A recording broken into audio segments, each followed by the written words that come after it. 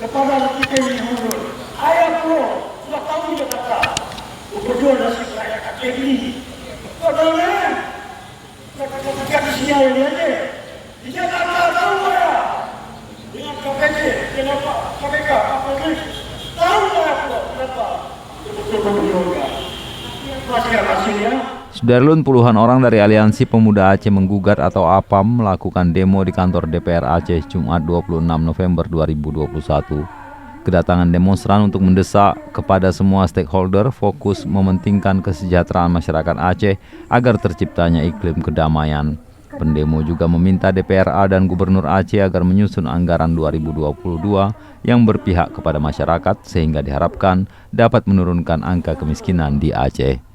Selain itu, Aliansi Pemuda Aceh Menggugat mengecam tegas pemerintah Aceh atas silpa anggaran APBA 2021 sekitar 5 triliun yang bisa mengakibatkan kesenjangan kesejahteraan bagi masyarakat. Para demonstran kecewa setelah sekira 1 jam lebih berorasi, tak satupun anggota DPRA maupun pimpinan yang menemui mereka.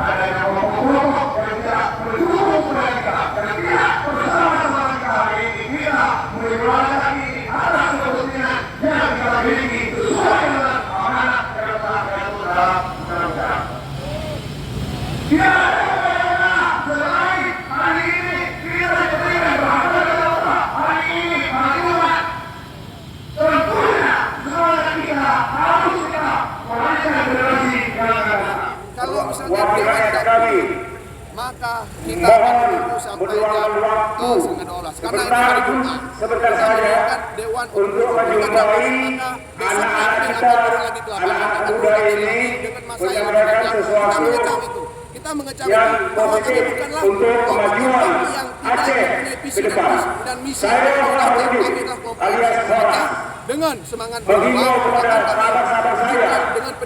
pendisiplinan kita didengar. Ketika tidak didengar, maka kami akan datang kembali dengan masa yang lebih banyak.